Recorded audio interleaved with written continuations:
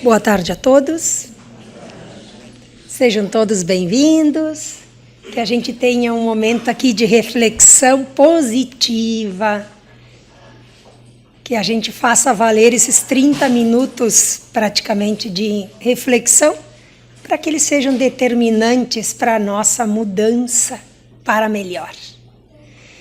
Então, na alegria de podermos estar aqui, lúcidos, compreendendo, refletindo aquilo que nos é apresentado, nós rogamos ao alto que a assistência dos que dirigem esta casa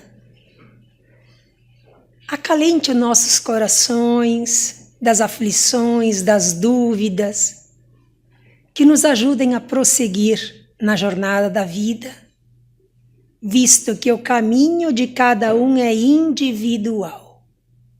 Cada um precisa seguir o seu caminho, fazer a sua semeadura e dela fazer a sua colheita. Então que tenhamos uma semeadura com muita sabedoria. Que a luz e a paz nos acompanhem e que assim seja.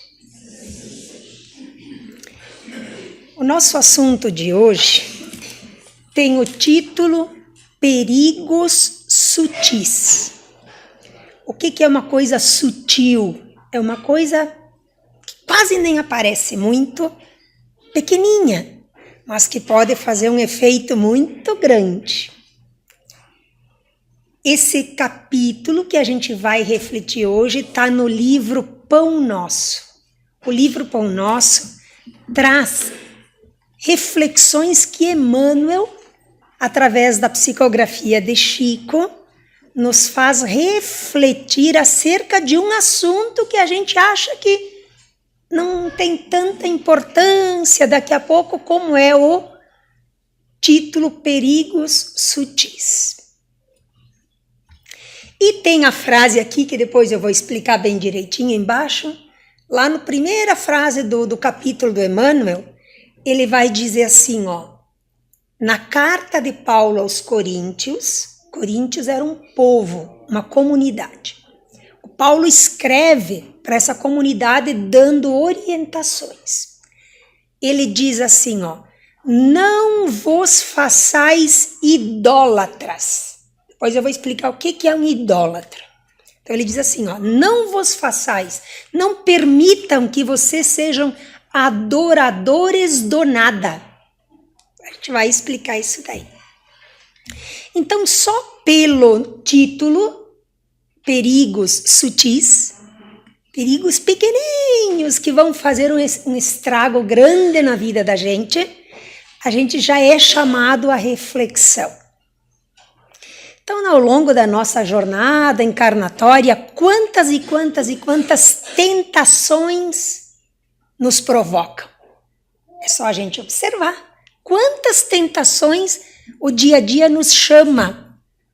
A adesão da tentação que nos provoca pela facilidade do retorno imediato.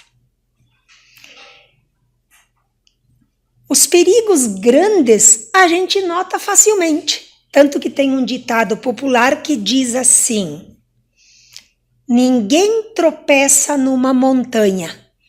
Porque a montanha é fácil da gente ver.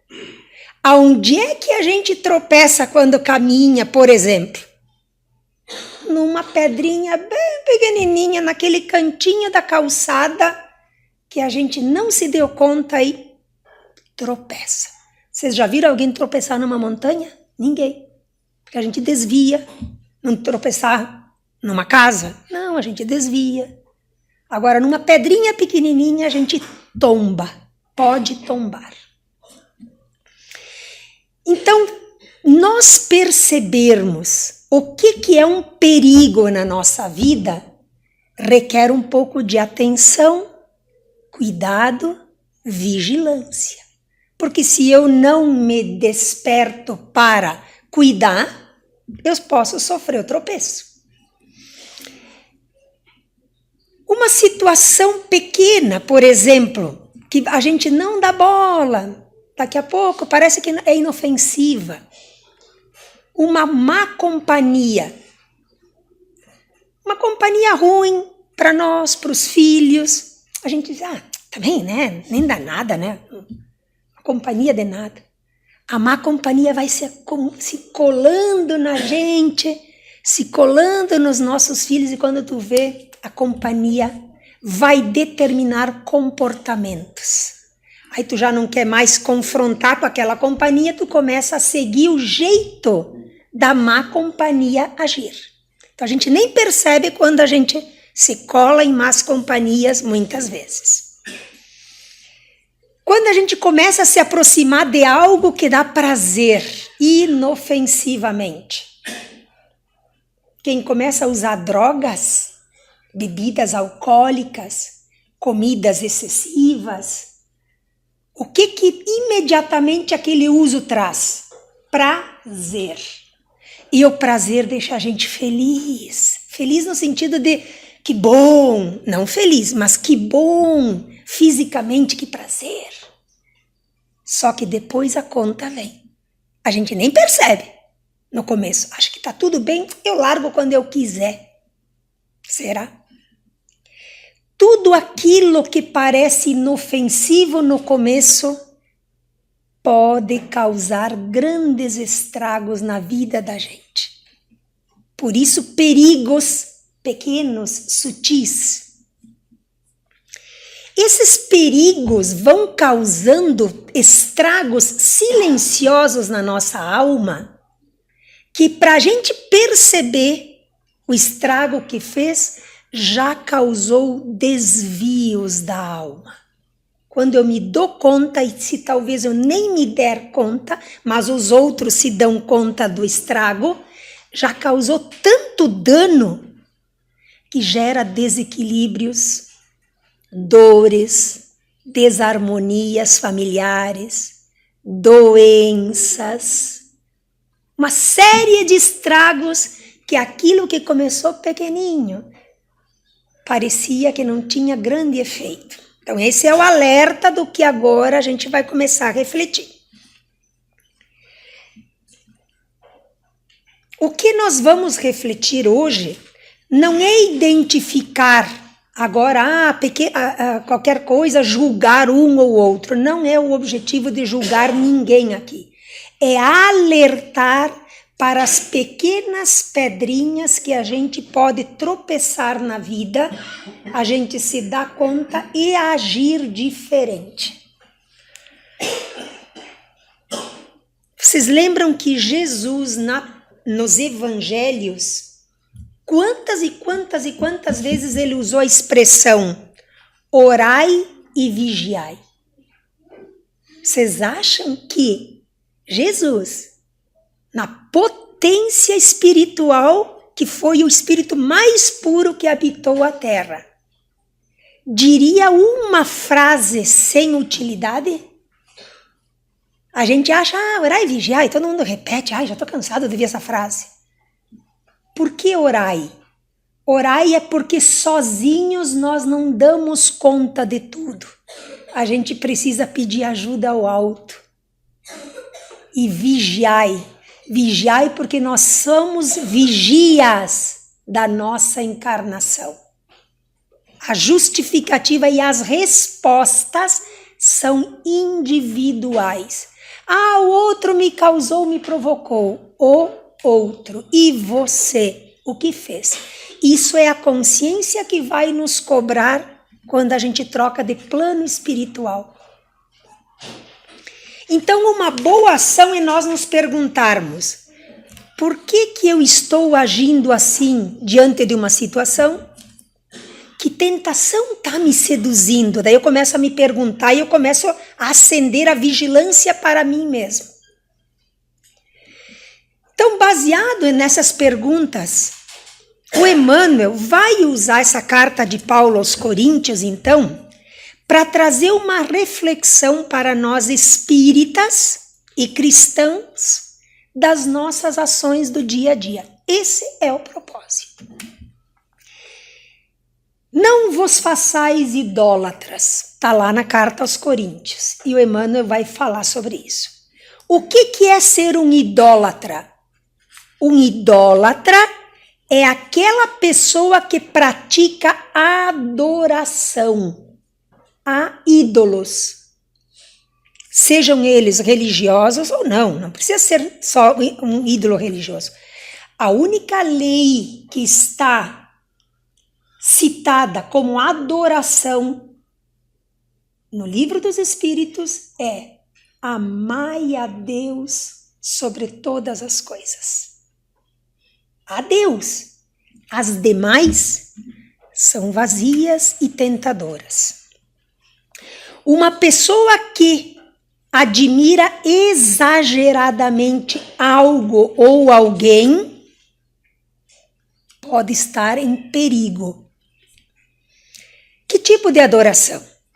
Tem gente, a gente sabe, é o de hoje em dia, tem gente que faz a verdadeira adoração a líderes políticos, religiosos, artísticos. Tem uma série de ídolos que muitas vezes até os nossos jovens adoram ídolos artísticos a ponto de reproduzir exatamente o que eles fazem. Isso é um perigo sutil. Outro perigo sutil, que depois a gente vai falar de um caso, pais que educam filhos de modo exageradamente permissivo, permitindo uma certa ditadura dos seus filhos. Tem pais que, por uma série de problemas que agora não vêm ao caso, elegem os seus pequenos como verdadeiros reizinhos e princesas. Tanto que a expressão meu rei, minha princesa, extrapola o aspecto carinhoso, a ponto de pais estarem muitas vezes com filhos pequenos, a gente não está falando de filho grande não, pequenos, numa loja, por exemplo, e ter a petulância de fazer a pergunta para o filho: filho, qual que a mãe vai escolher? Entendeu? E vocês veem que isso aqui não existe? Existe. Pais que entregam decisões aos filhos. O que vocês querem comer? Eu não estou dizendo que devemos ser a ponto de não agradar. Não é isso, eu não estou dizendo isso. Eu estou dizendo pais omissos e excessivamente permissivos, a ponto de criar verdadeira ditadura dos filhos pequenos. É uma linha sutil, bem ali tênue. Não pode nem muito para lá e nem muito para cá. Olha que perigo sutil é esse. Comportamentos fanáticos, inclusive em crenças religiosas. A gente tem que cuidar para não adorar pessoas como se fossem infalíveis. Humanos são falíveis e imperfeitos. Essa é a verdade. Comportamentos fanáticos de idolatria a líderes artísticos. Vocês bem sabem hoje o que é essa tendência dos influencers do YouTube. Verdadeiros, muitas vezes, analfabetos funcionais, literalmente, ditando como a humanidade tem que se comportar. Um caso, eu vi isso de uma professora que disse assim: uma menina de 12 anos estava na sala de aula e disse assim para a professora: ah, professora, eu também não consigo aprender, também não tenho muita vontade de estudar. Sabe o que eu vou ser? Influencer do TikTok. Que cultura, que esforço, que proveito trará uma pessoa que, ao invés de estudar, se instruir, tende a ser influencer. O que pode vir de bom de uma pessoa que não se instrui e não tem o mínimo de esforço próprio para a moralidade do bem? Agora me digam. E tá cheio na internet, inclusive milionários, a ponto que eles determinam em quem tu vai jogar, apostar, destruindo famílias. perigos sutis, bem pequenininhos. Olha o estrago que dá, a ponto de passar a ser considerado doença mental. Quem é que vai pagar essa conta? Então são desvios da alma que a gente nem percebe que alimenta. Isso foi sempre tão comum do ser humano que o Paulo então escreve aos Coríntios uma carta de orientação para a conduta humana. Ele poderia muito bem usar essa mesma carta, a primeira carta aos Coríntios. Ela poderia ser muito bem carta aos brasileiros, porque a gente está precisando de algumas cartas orientativas hoje. Então, Paulo escreve há 2000 anos aos Coríntios, dando uma conduta, falando sobre idolatrias vazias, comportamentos imorais. Será que não estamos precisando de uma carta aos brasileiros também? Então, o Emmanuel nos traz esse alerta para nos lembrarmos de não nos afastarmos do Evangelho. O Evangelho é conduta moral e orientação para como nós devemos agir. Não por acaso, o primeiro mandamento que foi trazido por Moisés é amar a Deus sobre todas as coisas. Só a Deus sobre todas as coisas. O resto exige raciocínio, bom senso, não termos espírito de manada sem pensar no que eu vou fazer e quais as consequências. É um chamamento, é um alerta. Então, o que significa amar a Deus sobre todas as coisas para nós espíritas? Significa reconhecer e priorizar a espiritualidade e a moralidade acima das preocupações materiais e das paixões efêmeras. Amar a Deus significa amar o próximo, porque isso envolve praticar caridade, respeitar os outros e promover o bem-estar a todos. Além disso, a valorização do amor a Deus se reflete na aceitação das nossas dificuldades da vida como oportunidade de aprendizado e evolução espiritual. Isto é amar a Deus. Essa é a explicação. Então, em resumo, amar a Deus é buscar viver em harmonia com os ensinos das leis divinas, os princípios morais para guiar as nossas vidas. Se nós seguirmos as leis divinas, nós seguiremos as leis justas humanas, porque as leis divinas estão acima. As demais adorações de toda essa espécie de coisa que eu falei são vazias, tentadoras e vão levar a muitas quedas com o tempo. Eu falei antes da ditadura dos filhos. Por que eu vou trazer esse assunto agora? Porque é um perigo sutil que todos nós temos oportunidade de agir. Quem é que não educa, tem a oportunidade de educar, de ensinar uma criança? Os pais, os professores têm, os avós, uma tia, enfim, todo mundo tem oportunidade de orientar uma criança. Eu vou trazer um caso agora aqui para a gente refletir do perigo sutil que é o estrago que vai fazer na vida. Numa palestra da Nete Guimarães, que está no YouTube, eu olhei lá, vocês podem olhar também, ela chama assim, Compreensão Científica da Bondade. Está lá no YouTube, vocês podem procurar. Ela é uma reflexão muito proveitosa porque ela se destina, então, a todos que têm oportunidade de ensinar uma criança. O que ela traz nessa palestra? Ela traz uma pesquisa científica de um cientista chamado Richard Davidson.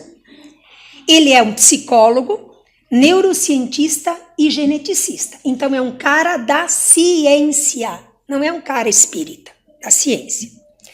Lá no decorrer da vida dele, ele sofreu um acidente, umas coisas, mas enfim, isso não vamos dar tempo de falar sobre isso. Mas por convivência com o Dalai Lama disse, tu pesquisa tanta coisa neste lado, tu já pensou em pesquisar sobre a bondade? Ele disse, quer saber, eu vou pesquisar sobre a bondade de olhar científico, para o cientista. Ele nem é espírita. Então, o que ele fez?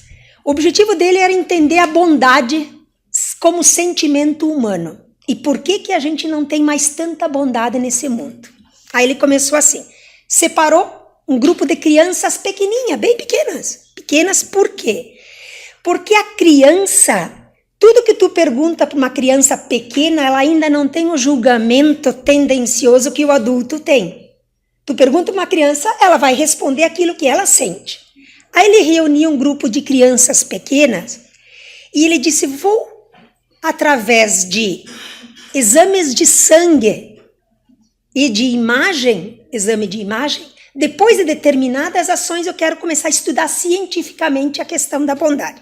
Como que ele fez essa comprovação científica? Ele perguntava para a criança inicialmente, de quem você mais gosta, os pequenininhos?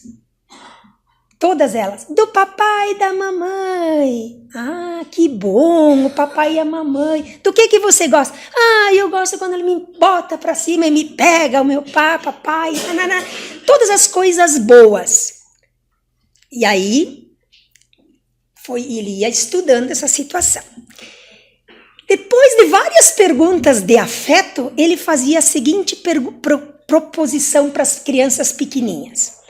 Agora vocês imaginem o papai e a mamãe que você tanto ama, que ele está com muita dor, muito sofrimento. O que você vai fazer? Elas ficavam tocadas. Não, eu quero... O que você vai fazer para amenizar a dor do papai e da mamãe que você muito ama?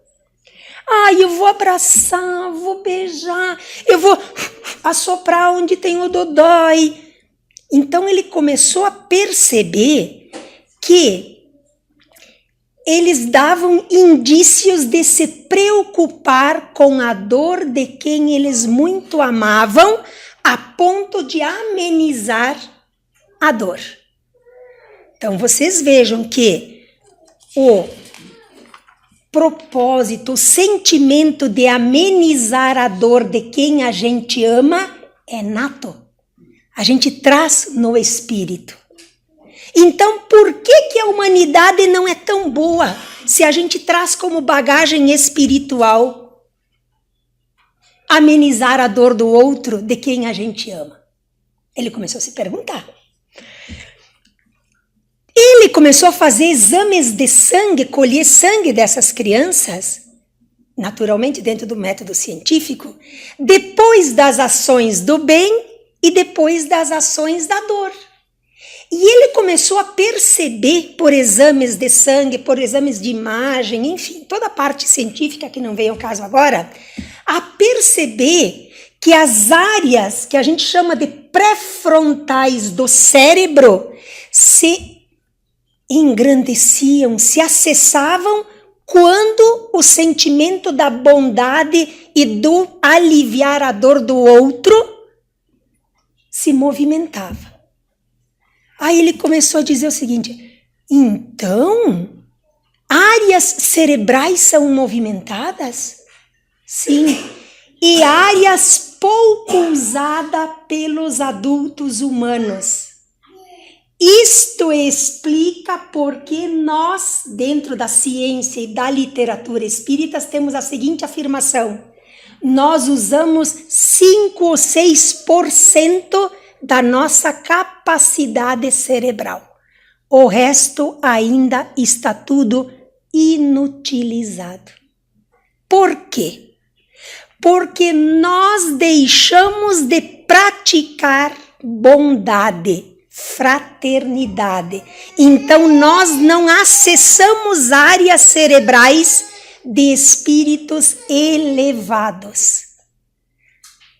Se uma criança acessa esta área cerebral, será que o adulto não pode acessar?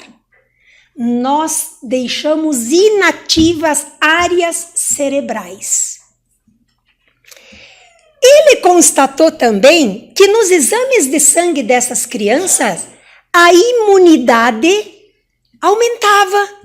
Crianças que estavam com processos inflamatórios, a inflamação diminuía quando ele ativava áreas cerebrais da bondade, do amor, da fraternidade, da compaixão. Então, cientificamente ficou comprovado que crianças que aprendem a ser boas são mais fortes fisicamente. E que elas, tendo doenças, conseguiam se curar mais rapidamente. Isso é ciência. Isso não é coisa de espírita que vem aqui dizer, não. O espírita vem dizer porque a ciência comprova. Foi-se constatando que sentimentos do bem vão deixando o corpo mais forte. Forte de verdade, de imunologia, de resistência a doenças, de sequelas menores, quando tem uma pessoa pega uma doença, uma coisa, enfim, qualquer coisa que danifique o organismo. Então, quer dizer que criança pequena que aprende a ser boa vai ser um adulto mais forte, porque ele constatou que práticas continuadas de bondade, e essa pesquisa durou bastante tempo, deixavam adultos mais fortes.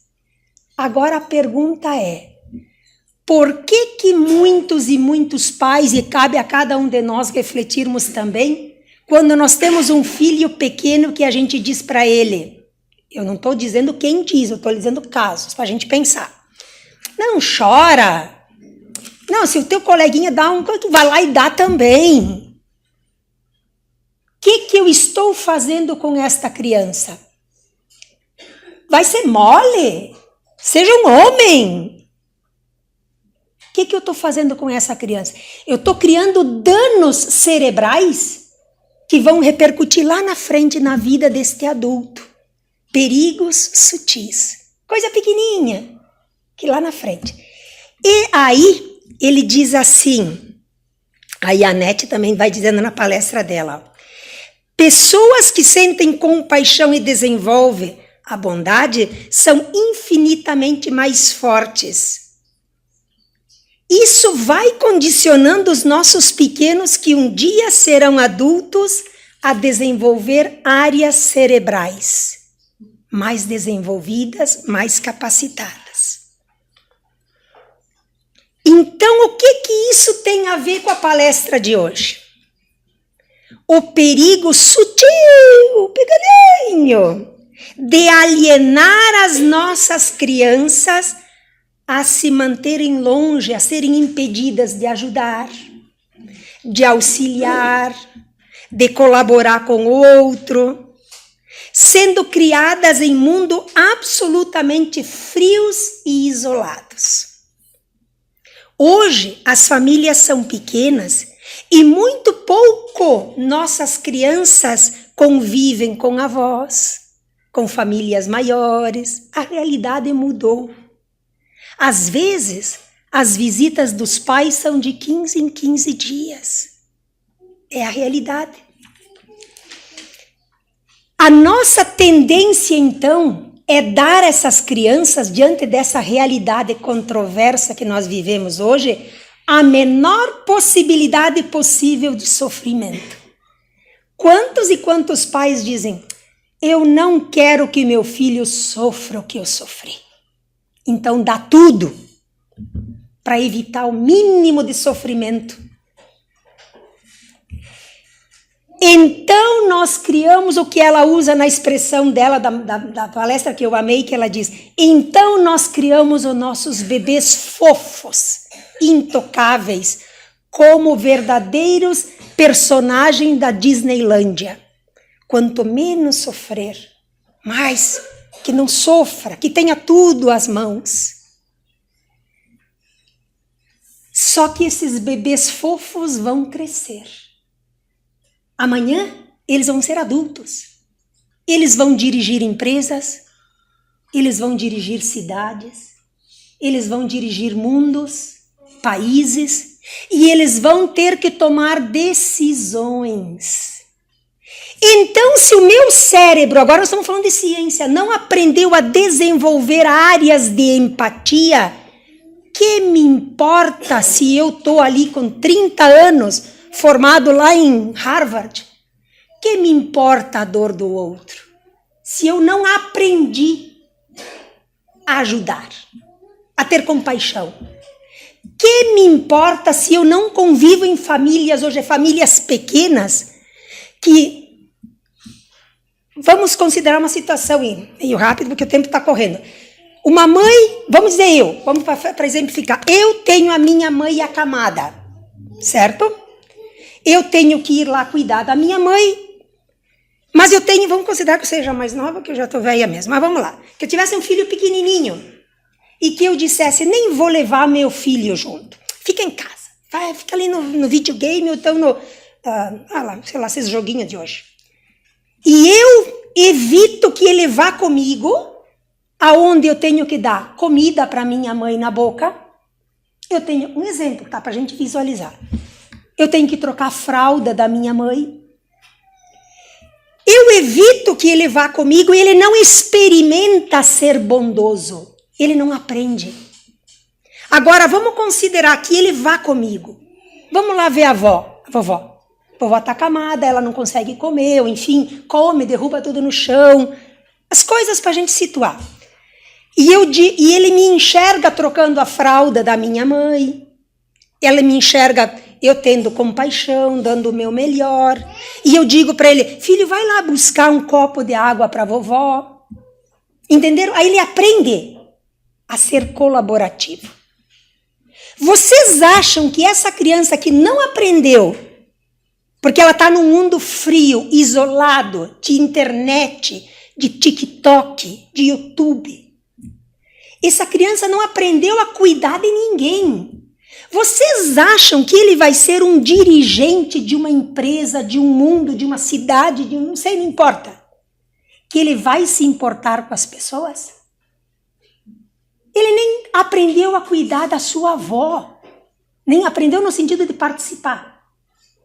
Quando ele vai atravessar uma rua que ele vê uma pessoa idosa, ele não aprendeu a cuidar. É culpa dele? É culpa dos pais, que mal criaram.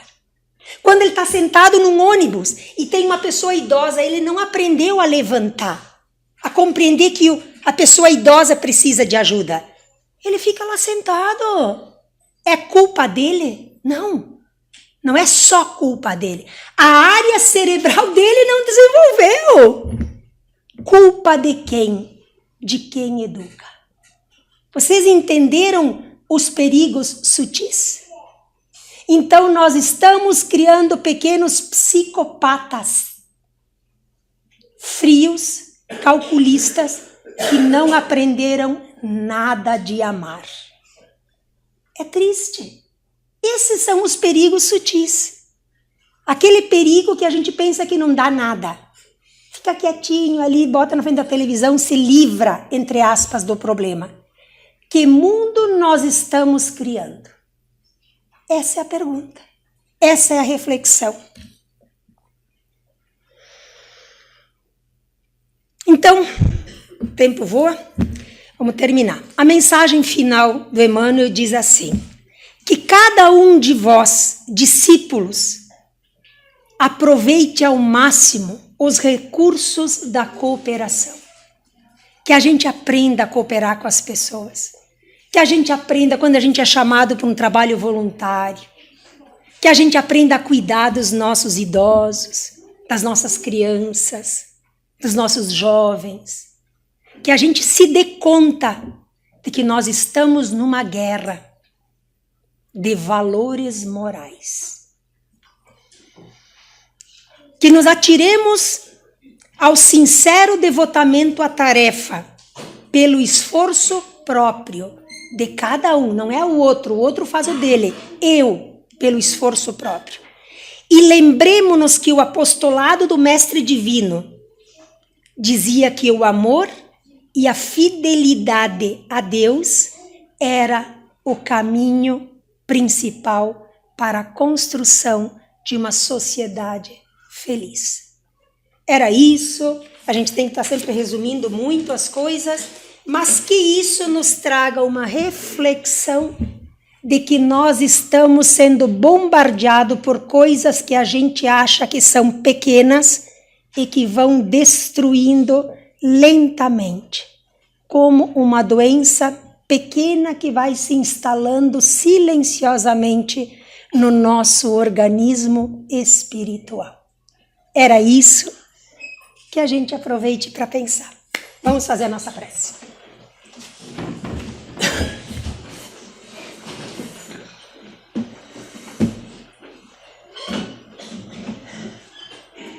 Tão amado Mestre Jesus, que as nossas reflexões nos façam repensar a vida, reorganizar as nossas atitudes, nos façam refazer tudo aquilo que ontem eu não sabia e hoje eu despertei. Que a minha consciência para o bem seja o meu guia, que eu possa dar mais de mim, não como moeda de troca, mas como construção de um mundo melhor.